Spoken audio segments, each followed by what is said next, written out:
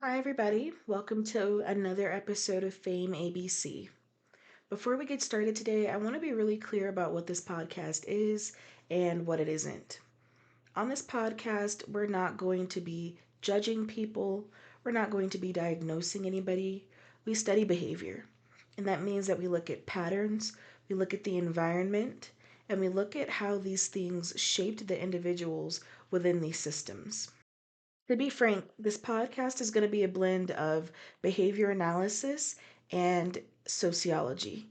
So, we're really not going to discuss any type of blame here. If you're looking for a podcast that's going to villainize or paint others out to be heroes, this is not the podcast for that. So, I want to be really clear before we get into it so it doesn't seem like I'm dismissing the intent behind some of the actions and events that we're going to discuss. I'm Amari, I'm a behavior analyst, and I am the host of Fame ABC. Let's get into it. She breaks down what the culture chose. What came before behavior, the actions we adore. Culture, the force that makes it stick. FAMEABC, decoding the myth. So, we're going to talk about Michael Jackson today, but before we can get into talking about Michael, we really need to study the environment that he came from because we know in behavior analysis that the environment that individuals come from is going to shape their behavior. And that is going to be particularly important when we start discussing Michael's star power. Let's start discussing that environment. Michael grew up in Gary, Indiana in the 1950s. So at this time, Gary, Indiana was a steel town. It was a town that was actively being shaped by the steel industry. This is where the majority of the people in this town got their jobs. So if you were a young guy leaving high school and you wanted a job, that was going to be at the top of your list.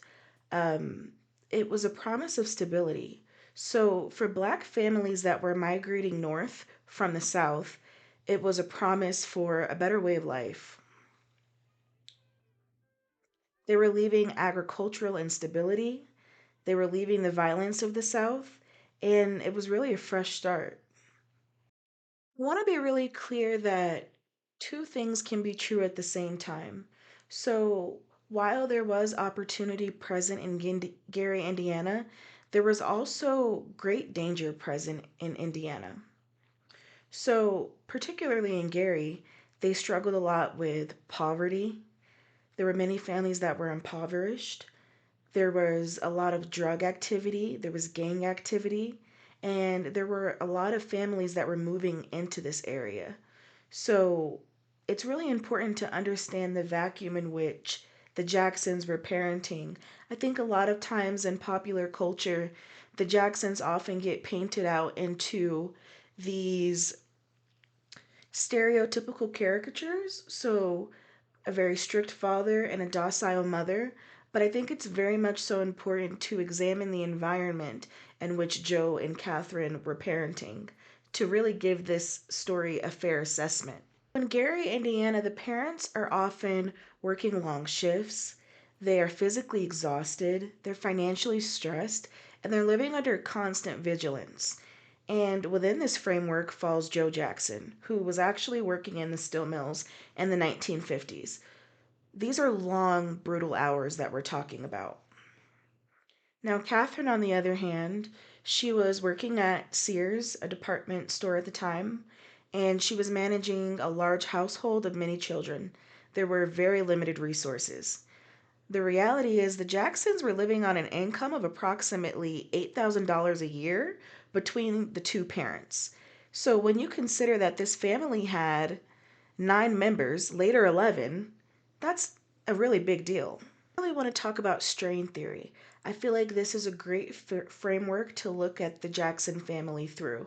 So, strain theory comes into play when expectations are really high, but legitimate opportunities are limited. So, families essentially learn to adapt to survive. My childhood was completely taken away from me. There was no Christmas, there was no birthdays. So, in this context, music is not just art, it's a strategy. No normal pleasures of childhood. Those were exchanged for hard work, struggle, and pain. and eventual material and professional success. In a high risk environment, predictability is safety. Knowing where your kids are, knowing what they're doing, knowing what comes next matters. Unstructured time should not be neutral because uncertainty means risk. Because uncertainty means risk, that means that the kids stay busy, the roles are clearly defined, and time is really tightly organized. There's a lot of routine and structure and very little ambiguity. So, this is especially the case in large families like the Jacksons. And there's another piece we need to talk about here too, and that's the surveillance. And I'm not talking about spying or extra visibility. Black children in inner city communities are being watched. They're being watched by people at school, teachers, administrators. They're being watched by their neighbors. They're being watched by police. And these are institutions that are slow to understand but quick to punish. And that matters in this context because it teaches Black families that if you don't regulate your children's behavior internally, it will be regulated for you. So monitoring becomes proactive and correction just becomes preventative. Presentation is protection. It matters how your children are coming across. Structure is not just about control in this situation, it's about managing consequences before they happen. So when you put all of this together, the exhaustion, the predictability, the surveillance, these strict routines start to feel less excessive and start to feel more necessary.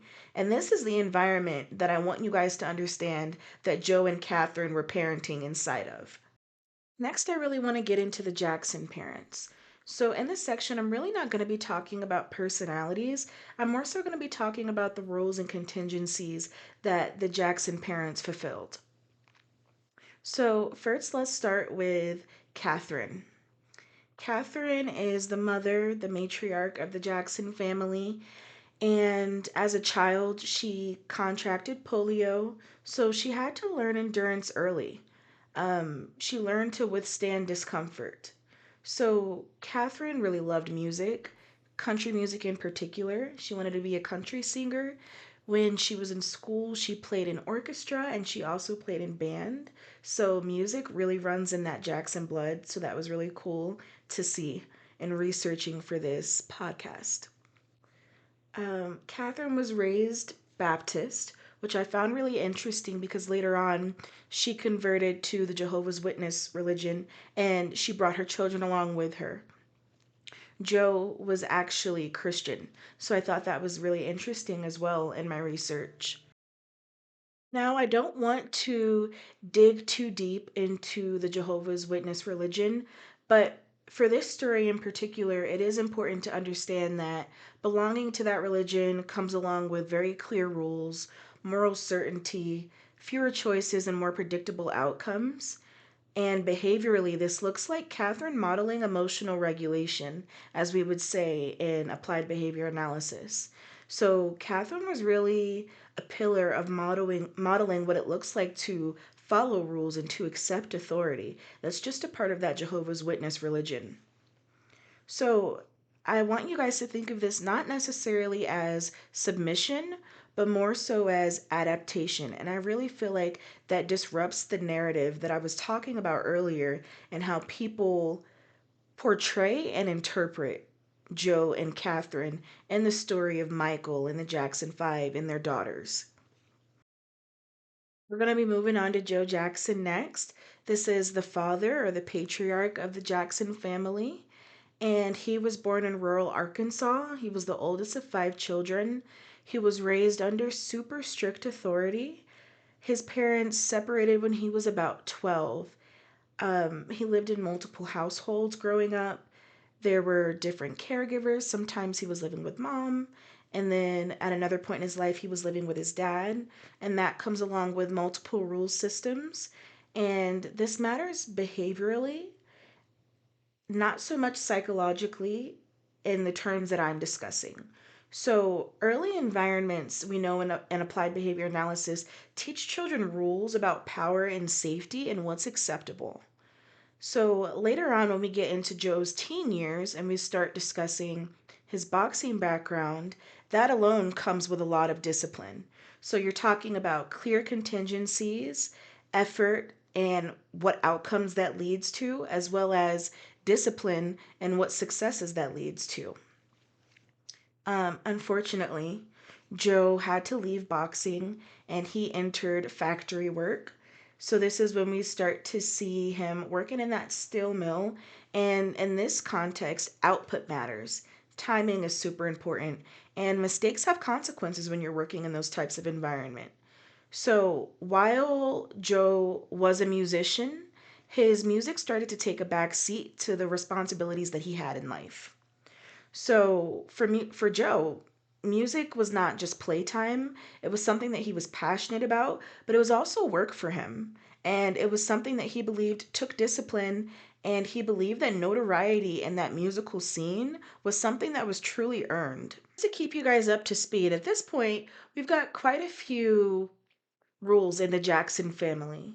So, in this family system, there's high demands and there's low tolerance for error, especially when you have that many children. Structure is super important because you can't afford to let things slip through the cracks.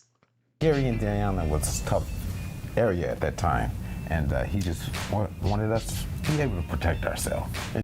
So, in this context, now we're talking about control meaning safety, obedience meaning survival, and that's when we start to get into a discussion of busy work. So, Tito Jackson at one point would discuss his upbringing, and he really talked about how it was important to his father that his children stayed busy and that they didn't have idle minds. Because, as we know, as we say often in the black community, an idle mind is the devil's playground. So, it becomes really important to give your kids structure.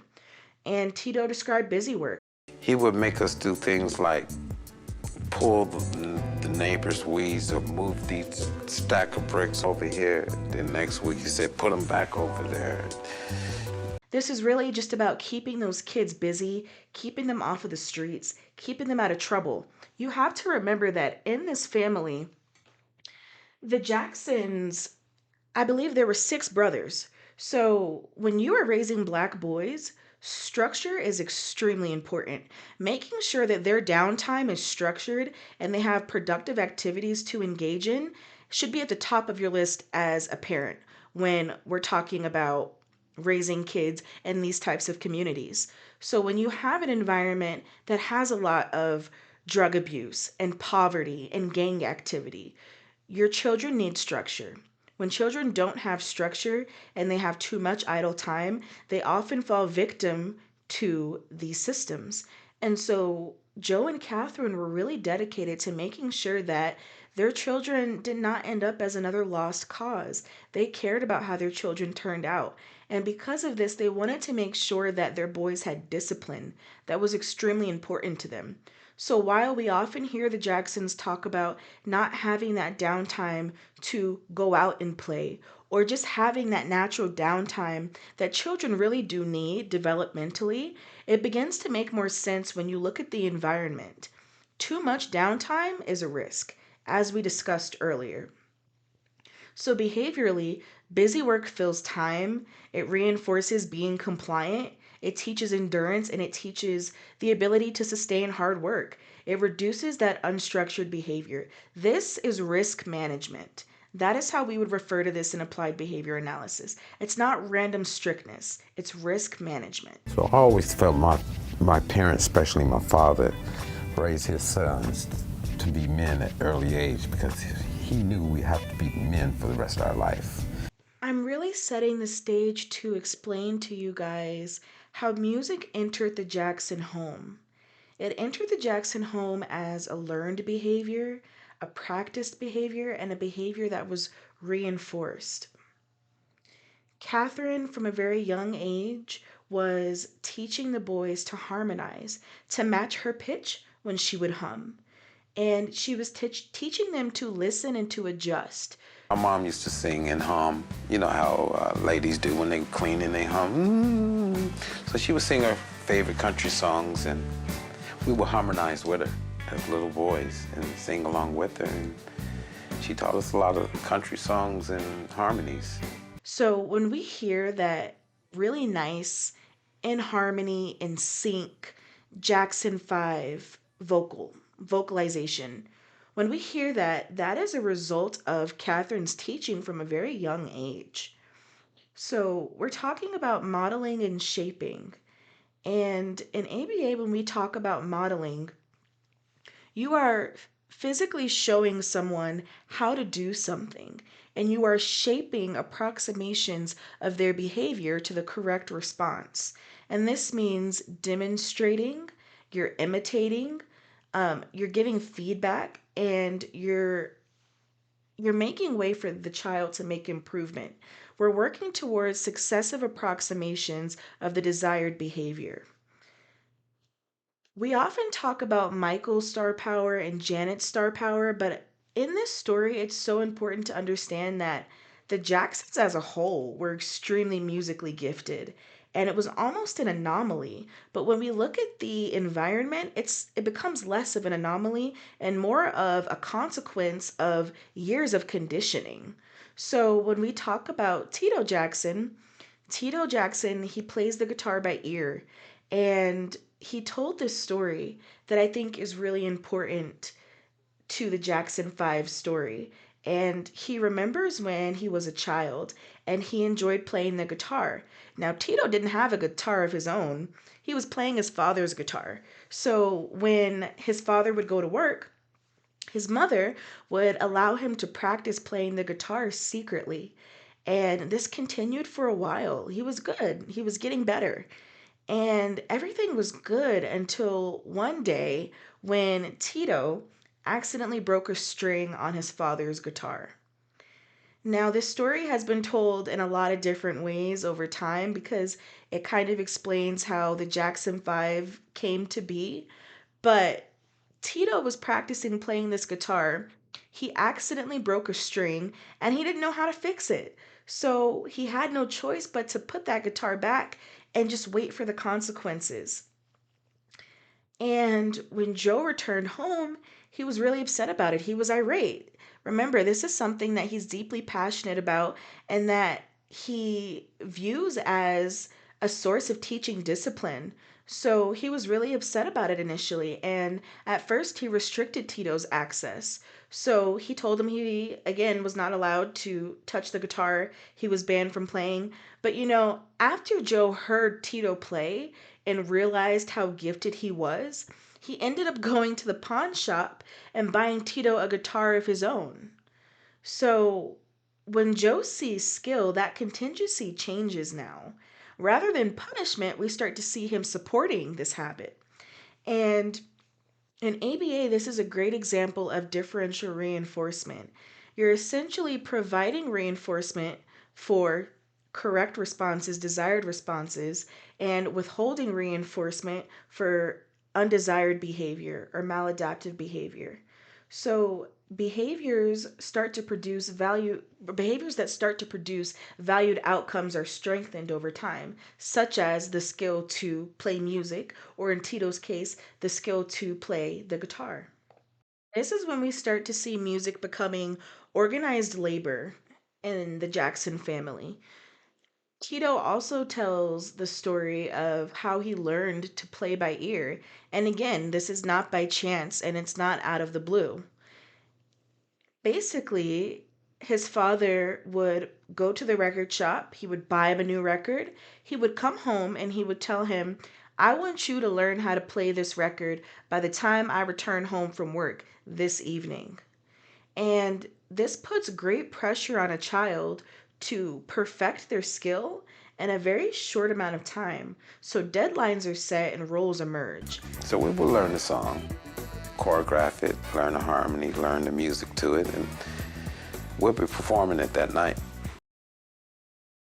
Tito got really good at playing by ear because he would practice all day so that when his father came home, he could prove to him that he had learned how to play that record. So by the time Joe came home, not only did Tito memorize how to play that song on the guitar, but now he's got his little brothers singing along with him and performing the song. And this is how we start to see those roles in the Jackson 5 emerge naturally. That little house brought us all together with peace, harmony, and love, and we learned to sing and dance in that little house, and that's how the Jacksons came about. So when we look at these roles forming, Tito is kind of an instrumental anchor. Catherine is the vocal guide, and then the others are responsive listeners. They are studying Tito's behavior and they're using that to shape their own craft. So a day for the Jackson 5 was essentially them coming home, getting off the school bus, and they would drop their belongings and they would line up at one of 5 microphones in the living room. And they would practice for 3 to 4 hours at a time. And by that time, it's evening time. It's time to have dinner and go to bed. So remember, again, Joe is giving these kids a lot of structure and leaving very little room for ambiguity. And we know from our earlier discussion that that provides a safety net. So behaviorally, time is saturated. There's no unstructured time here. Sociologically, these kids are being socialized into labor and being taught the value of hard work. We also see music becoming commodified. Music is now being commodified as time, as effort, performance, and it's being exchanged for value. And this is when we get into the discussion of little baby Michael. Now that we understand the environment that Michael came from, we can talk about him. Michael, he just responded differently to rhythm. It wasn't like everybody else. From a really young age, Catherine noticed Michael dancing along to the beat of their little washing machine. So as the washing machine was running and it was generating a rhythm, Michael would be dancing to it. And it drew attention. It caught his mother's attention. Not only that, Michael could sing and he had the type of voice that drew attention very, very quickly. So at this time, before Michael was a fully integrated member of the Jackson 5, a lot of people don't know this, but Jermaine Jackson, his brother, was actually the lead singer of the Jackson 5. Now, this is at the point where I want to talk about attention being social reinforcement. In ABA, when attention is a social reinforcer, and children derive that reinforcement from others paying attention to them, whether the behavior is good or bad. We don't reference behavior as good or bad in ABA, but this is a driving force for behavior. And that's really important to understand. Michael was getting extremely special attention for his ability to perform and sing from a very young age. And that often teaches children that their value is coming from what they can produce. And in ABA, the way we would describe this is attention is reinforcing that behavior of performing and performing strongly. Over time, that reinforcement accumulates, especially when we know that Michael was famous from the age of about 11 years old until his death. Attention was extremely reinforcing to Michael. So back to matching law. In ABA, when we talk about matching law, behavior is often allocated to where the most reinforcement is provided or where reinforcement is strongest. So when we talk about the lead role of the Jackson 5 shifting from Jermaine to Michael, it wasn't because Jermaine was less talented. It was just because Joe noticed that when Michael sang, his voice elicited different attention and it sustained it. So again, behavior shifts towards reinforcement is strongest. Audiences go crazy when Michael does his little dance and he sings. So we see that lead role shift from Jermaine to Michael, not because of worth or because Jermaine was not as good of a performer, but because of the environmental response. A lot of people think that the Jackson 5 story begins in Detroit, Michigan with Motown, and it's just not true. Well before Motown ever entered the picture, before there were contracts in the picture or television or any of the Motown finishing school touch, before there was any of that, the Jackson 5 had already gone through conditioning in a very specific environment, which is known as the Chitlin circuit. In the 50s and 60s, the Chitlin circuit was a series of different clubs in which blues artists would often go in and perform. In these environments, we've seen some of the best blues artists come out of this environment. And Etta James, the Jackson 5, the list is very long. So the Chitlin circuit is a really important part of the Jackson 5 story. It wasn't just a tour route, it was an alternative institution. And it existed specifically because mainstream venues were closed to Black performers, regardless of talent. And this is what we would refer to in sociology as institutional gatekeeping. So, access isn't being blocked by talent, it's blocked by who's controlling the doors. And when we talk about these spaces, it's really important to understand that the children were being socialized and conditioned in this environment. These were adult spaces not meant for children. So we're talking about bars, nightclubs, strip clubs, lounges, drag performers, adult reviews. These are not spaces built for children, but the Jackson children entered them anyway because talent demanded access. And if you wanted to be somebody, the Chitlin circuit was where you were going to start. From a behavioral perspective, this is a really big shift in contingency. They're not just performing in their living room anymore for mom and dad or for family members. These are high demand performance environments. There are longer sets, there are later hours, very little tolerance for mistakes, and because they were doing this partly to generate financial income, there were real financial consequences if they didn't play well. Audiences just were not forgiving. This wasn't, aren't they so cute? It was really earn your spot. This is where shaping intensifies. Behavior becomes refined because precision contacts reinforcement. So think of shaping like this. Early talent shows rewarded the Jacksons with effort and enthusiasm. Now, the Chitlin circuit is higher stakes. It rewards endurance, accuracy, and control. Same skill, higher bar. A lot of times people say that the Jackson 5 almost came across as natural performers. And again, this is not an accident. So in ABA, we always say behavior comes from somewhere. It doesn't just fall out of the sky, it doesn't just come out of the blue. Repeated exposure to these adult environments leads to habituation. And in ABA, habituation means that your nervous system is no longer reacting strongly to things that are not new to it. So over time, adult language is not as distracting, adult attention becomes normal, and adult expectations become standard. And that doesn't mean that it was healthy, it means that it was learned. So by the time that the boys hit national television, nothing in the room was scary to them. And that wasn't just talent, that was conditioning. So they really got a running start before they ever came to Motown. These kids were being socialized into professionalism, not childhood. So they were learning the norms of the professional and performing space by repeated participation. The expectations become show up on time, don't complain, don't react too strongly, and perform regardless of what is happening internally. Emotional expression off stage, it's a different conversation. But emotional control on stage was required, and this ties back into that Jackson family value of discipline.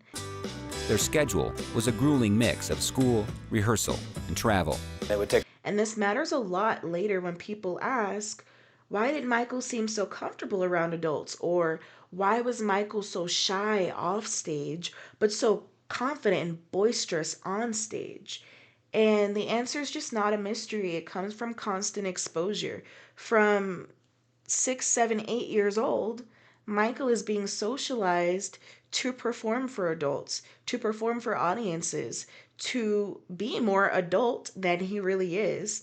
Now, when we look at the composure that he would show on stage and how organized his sets are and how elaborate his sets are, it becomes less of a mystery and more, again, of a result of conditioning and socialization. I now want to talk about shaping on a macro level because that's how we really understand how environments stack and how stakes gradually become higher. So, each environment that the Jackson 5 learned to perform in demanded a little bit more than the last environment. So, in the living room, they're still learning coordination, and local talent shows they are learning evaluation. City competitions, they're being compared to other groups. And in the Chitlin circuit, they are practicing endurance and professionalism. This is successive approximations, the way that we would talk about it in ABA. Every step builds toward the next without anyone explicitly planning what the final outcome should be. So, no single environment caused superstardom for Michael Jackson or the Jackson 5. The system selected it over time. So, when we get to Motown, that's why Motown doesn't feel foreign. By the time the Jacksons get to Motown, scrutiny isn't new. Long hours are not new for them. Adult expectations are not new for them. And correction was not new. So Motown didn't introduce pressure, it more so formalized it. And that's why Motown focused or functioned more as escalation and not a shock. The boys had already learned performance stamina. They already learned tolerance for evaluation, and they already learned how to be receptive to feedback. Motown just amplified that reinforcement and pushed them out to a larger audience. So, this section is not here to moralize the way that the Jacksons were pushed into adult arenas or to glamorize their childhood being stripped away, but it is here to explain consequences. When children are shaped by labor in adult environments, performance starts to function as safety, control becomes survival, and visibility becomes currency. So later, when people ask, why does stopping feel impossible, especially for child stars, that is a part of the answer. I'd have to be able to create. I have to create something. I would rather die if I couldn't create. When Can't shut me down. I have to give it out. Let's talk about Motown as an institution now. This is one of my favorite parts of the story, and Motown is going to be really integral to a lot of the stories that we discuss on this podcast. It's really important to understand how Motown functioned as an institution in the 50s, the 60s, and the 70s. Detroit, Michigan, Hitsville, USA was the place to be if you wanted to be a black star at that time. Berry Gordy built an environment that literally functioned to build stars from scratch. So, when we talk about Motown as an institution, in Detroit, there's extremely dense talent at this time. They have a very strong public music education program. A lot of those stars that we saw come out of Motown were a result of that public school system. So, the Supremes, um, other stars who grew up in Detroit, Michigan, and later became very strong stars. Another example is Aretha Franklin, Smokey Robinson. These are all stars who came from the same neck of the woods. Detroit was a hot spot for talent in the 50s and 60s, and Berry Gordy really cashed in on that. Motown and Detroit had very high cultural capital. Most Motown concentrated on excellence. Proximity to standards raises performance baselines. So you have to understand that when the Jackson 5 and Michael came to Motown, this is at a time when their biggest stars are the Supremes, Smokey Robinson, Gladys Knight and the Pips. Marvin Gaye. These are stars that we talk about even today. Little Stevie Wonder. Having such close proximity to these people and being able to see Marvin Gaye tapping away on his piano keys in the corner, or Stevie Wonder recording a new song in the next room, or the Supremes practicing together. Proximity to standards raises performance baselines. And the Jacksons themselves, particularly Jermaine and Jackie, said that they idolized those guys and they were studying their moves to a T. They were studying the way they sang, the way they danced, what captured the audience's attention.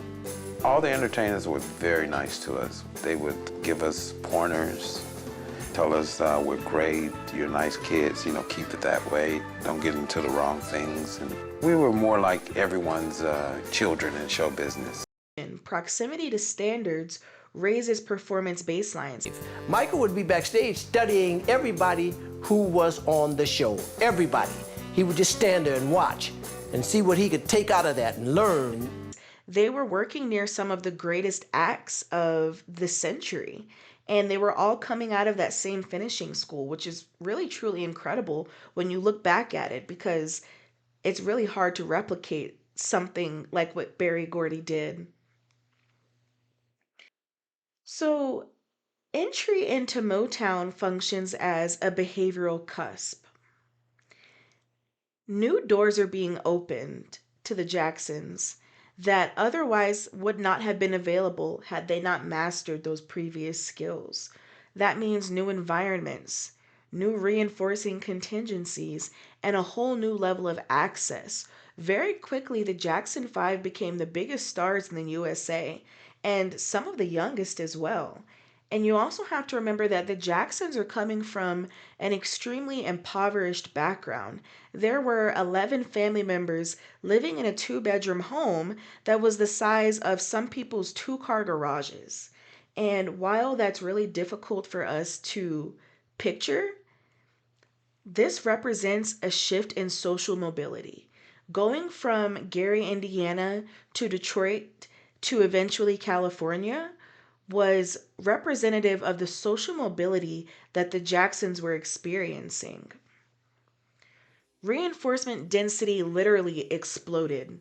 Now they're on TV. They're getting money. Different money than they were making before. Remember, Catherine and Joe were making $8,000 a year. To go from that to the boys being global superstars is a huge deal. There's more fame, there's more access. Motown transmitted to cultural capital. They learned how to move, they learned how to speak, and they learned how to be legible. Essentially, what I'm saying is the Jackson Five learned to become a crossover act when they came to Motown. Remember, we talked about institutional gatekeeping, and at this point in time, for a black artist to cross over onto mainstream pop charts is a huge deal. It's one of the reasons that Diana Ross is still so popular today, because she is one of those few artists who was able to make that crossover from being making race records or black music and transitioning into that mainstream pop culture. Berry Gordy himself said he did not want to make race records. He wasn't looking to make black music. He was looking to make music by black artists. And that's really important in the Jackson 5 story. These kids are learning how to move, how to speak, how to be legible, and that is translating into cultural capital. And for Michael in particular, he's getting applause, admiration from girls all over the world, a sense of belonging, and a deep sense of protection. That is what performing brought Michael. And admiration for Michael in particular became social currency. By the time Michael Jackson reaches adulthood, and we're in the 1980s, he's not just famous. He's operating inside of a system where standing still carried risk. And that's the part that gets missed a lot. It wasn't about ambition in the abstract, it was about survival inside attention economies. And longevity matters here. A lot of artists burn very bright and fade very quickly. Michael did not, and he is a very rare exception to that one hit wonder rule. From a behavioral standpoint, longevity tells us really something really important. The behaviors were continually reinforced, not just once. Fame didn't just arrive and stabilize, it required constant maintenance. Oftentimes, Michael is discussed in terms of wonder because of the way that he was able to transition from being a child star into being a pop star and eventually becoming the king of pop. Innovation was something that was second nature to Michael, and that's something that a lot of child stars struggle with, especially when they're receiving pressure from labels to kind of maintain that childlike image. Michael didn't repeat himself, he escalated. Every era from the 80s until he passed, he had a new sound, a new look, new movement vocabulary, new technology, and really new mythology surrounding who he was as a person. He was able to adapt. And when we talk about star power, the ability to be innovative and the ability to adapt and keep up with the times is extremely important. And that's part of that formula that it's part of that formula for success and for fame. You have to keep up with the times. And that was something that Michael did very, very well, which is very rare. From an ABA perspective, this is adaptive variability, which is basically the ability to generate new behaviors when old ones don't contact reinforcement anymore. So people often commend Michael transitioning from his off the wall era into thriller. He revolutionized music videos and musical storytelling, going from that to embracing New Jack Swing and making the Bad album and just continuing on that pattern of upping the stakes more and more. It was incredible.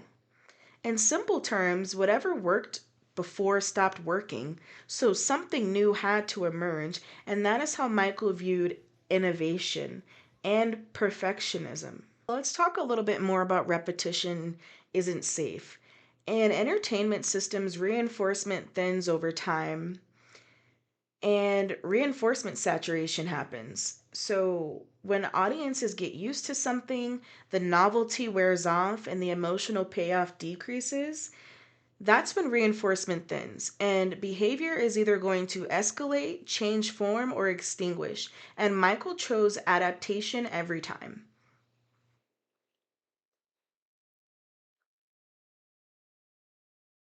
Innovation, in these terms, functions as a threat reduction. Sociologically, this connects to symbolic obsolescence, the risk of becoming culturally irrelevant. In pop culture, relevance is access. Access is protection, and protection is survival. Innovation wasn't just creative expression, it functioned as threat reduction. Each environment reduced the likelihood of replacement, dismissal, or decline.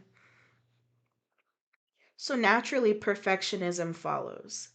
A lot of times people talk about Michael's perfectionism and how almost obsessive it was. Michael himself said that when he works on albums, he would generate 100 or more songs, and he would have to nitpick through each individual song to decide which ones were going to make the cut. And that's kind of crazy to think about when you think some of the greatest hits that Michael has, we might not have ever gotten dependent on his perfectionism and what he decided was good enough or was not good enough. Um, a lot of times people also talk about Michael's behavior, particularly surrounding making music. It was almost obsessive in nature. So when he would go into the studio and he would get fixated on something, he would forget that other people had needs, that other people had to go eat and sleep. And not because he was being malicious in any way, but just because that is how his brain functioned. That is how he learned to perfect his craft. And from childhood, he learned to work tirelessly and he had that discipline instilled in him to keep going. So he wasn't being malicious in any way, but because his work ethic was so strong, he would forget the needs of other people sometimes, just getting lost in his work.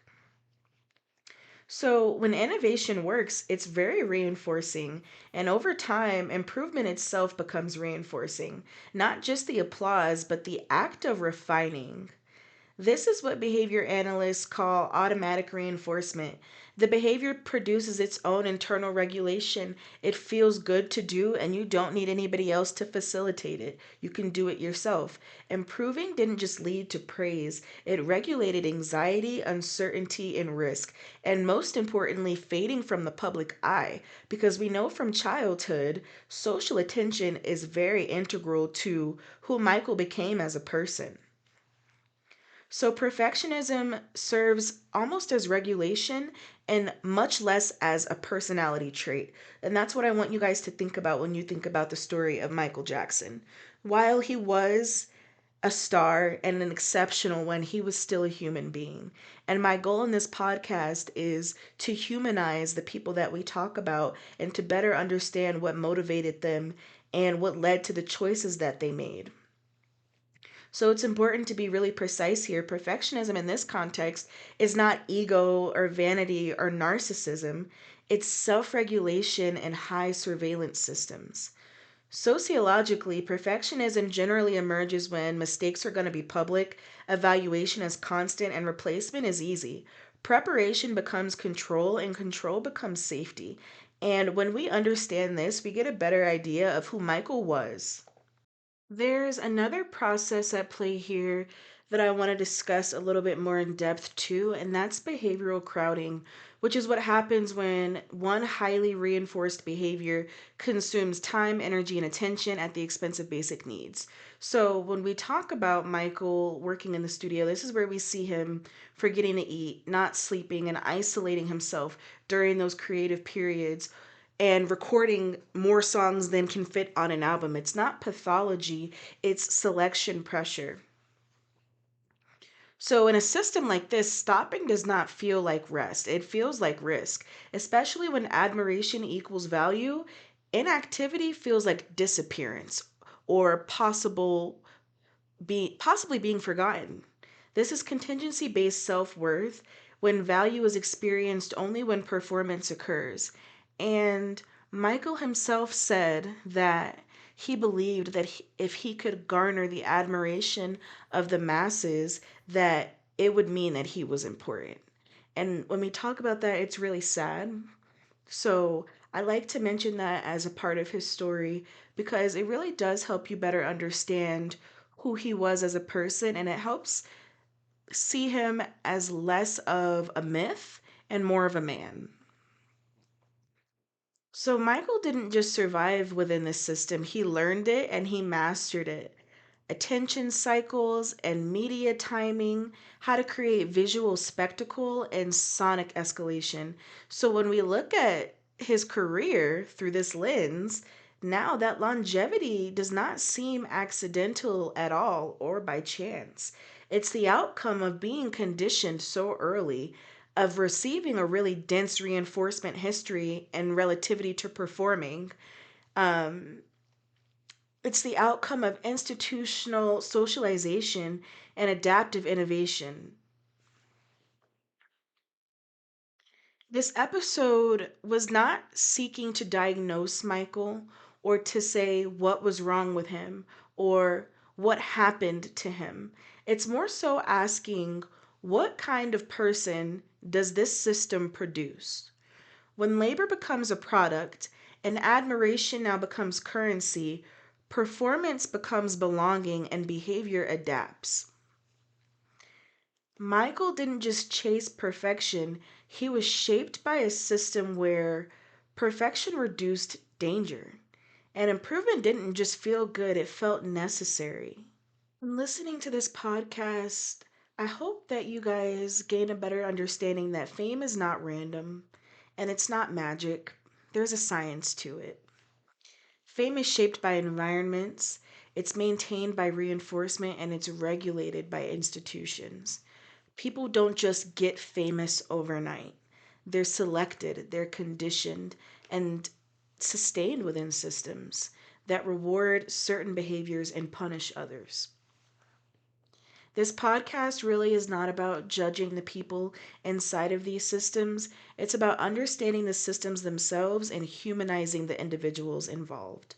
Because once you see that structure, the story changes completely. And what once felt mysterious really becomes explainable. Again, I'm your host, Mari, and thank you for joining me for another episode of Fame ABC.